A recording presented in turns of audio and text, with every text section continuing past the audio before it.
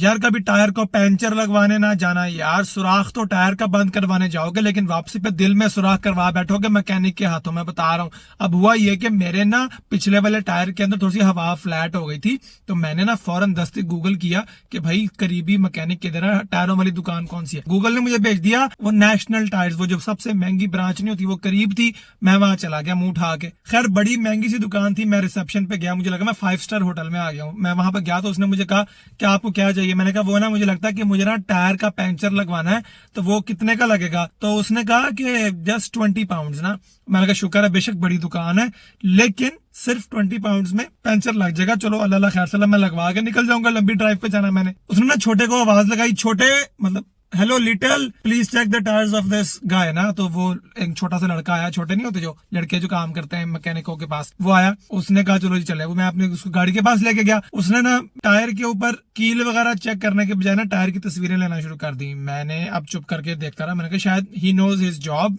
मैं कौन होता हूँ कहने वाला, मैं कोई मैकेनिक थोड़ी हूँ। उसने ना एक टायर की पिक्चर ली, दूसरे टायर की पिक्चर ली, तीसरे टायर की पिक्चर ली, चौथे टायर की पिक्चर ली। मैंने कहा भजन वो ना टायर के जो पंचर लग रहा ना मुझे, जिसके मन हवा कम है जिसकी, वो पीछे वाला है पैसेंजर साइड वाला। उसने कहा एक सेकंड सर रुको जरा सब्र करो, बोला ना मशवरा नहीं देने का।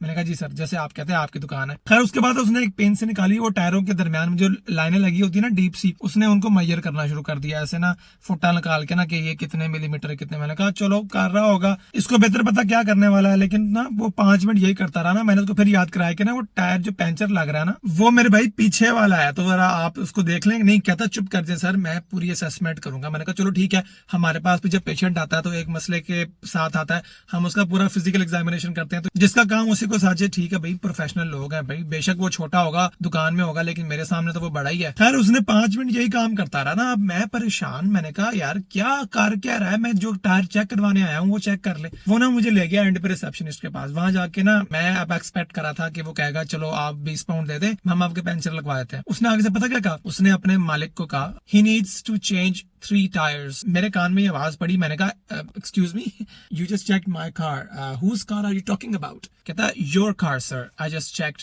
3 tyres need to be changed. मैंने कहा no no no no no I am not here for tyre change, I am just here to get my puncture fixed, just fill the whole and let me go, don't do this to me. कहता sir your 3 tyres are illegal. मैंने कहा क्या मतलब illegal, what do you mean by illegal.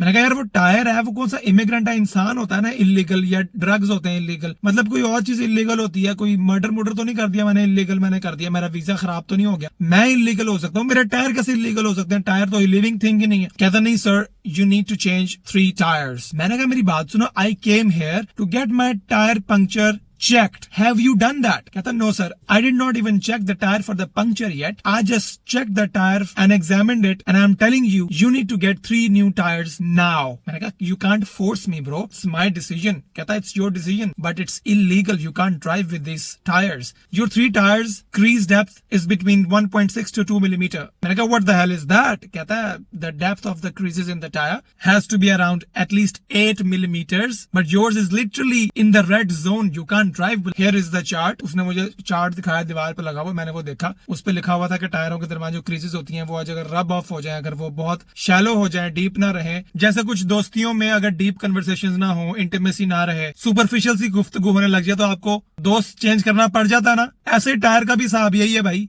ये टायरों की crease भी अगर कम डीप हो जाए ना तो फिर वो भी चेंज करने पड़ते हैं यार। टेक्निकली तो ठीक बात है लेकिन ये मैं किधर फंस गया हूँ। I did not sign up for this, ये क्या हो रहा है मेरे साथ, मैं क्यों आ गया उधर, ये मेरे साथ ज्यादती हो रही है, पकड़ो हेल्प हेल्प। उसने कहा sir calm down baby, calm down calm down, tyre change करवा लो वरना हो जाएगा lockdown lockdown. This is our job. I know you came here for puncture fix, but our job is to give you a comprehensive assessment of your tires. We deal with the best tires in the world. मैंने कहा एक second. First of all, I'm not gonna think on the lines of changing these 3 tires. I don't have enough budget.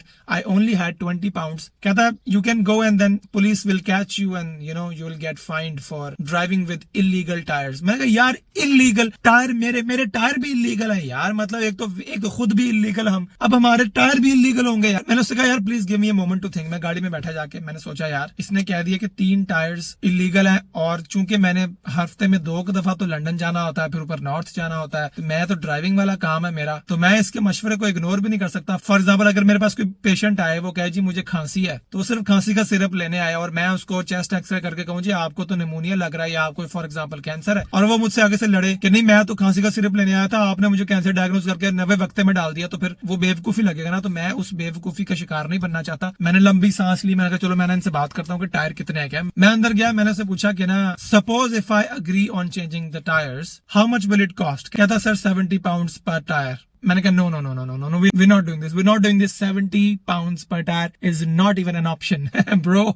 Do you do second hand tyres? कहता no sir we don't do second hand tyres. अब last time जब मैं Manchester में था ना, तो मेरा tyre puncture हो गया था, तो वहां पर जब मैंने बहुत खर्चा कर लिया था ना गलती से, तो मेरे ही किसी फॉलोअर ने मुझे मैसेज किया था, मुझे नाम भूल गया, जो भी भाई थे उनको बहुत शुक्रिया। उन्होंने कहा था सर आप ना सेकंड हैंड टायर्स लगवा दिया करें, वो 30-40 पाउंड के लगते हैं, तो तकरीबन नए ही होते हैं। अब मैंने उससे कहा भाई मुझे सेकंड हैंड टायर चाहिए। कहते sir we don't do second hand tyres, we are big franchise, we only do reliable good quality first hand tyres brand new. मैंने फिर 2 मिनट लेके सोचा कि यार रोड सेफ्टी का मामला है, जान को खतरा ना हो जाए, इतनी मैं ड्राइव करता हूँ और मेरे पास टाइम भी नहीं है, मैं नौकरी से ब्रेक लेके आया हुआ हूँ। अगर अभी ना टायर बदलवाए तो फिर पता नहीं कब अपॉइंटमेंट मिले। एक तो इस मुल्क में अपॉइंटमेंट और डिसअपॉइंटमेंट इतनी है ना कि बंदे का कोई काम नहीं होता अगर जॉब से छुट्टी ना करे तो। खैर मैंने फिर एक सांस ली और मैंने उससे कहा कि okay can you give me a discount. कहता है नो, ऐसे फ्लैट नो, इमोशनलेस फेस करके कहता है नो। मैंने कहा देखो मैं आइंदा भी तुम्हारे पास आया करूंगा और 3 टायर बदलवा रहा हूं मैं तुमसे, चौथा टायर वो कह रहा था कि ना ठीक है वो 6 महीने बाद बदलवाना, वो अभी फिलहाल ठीक है।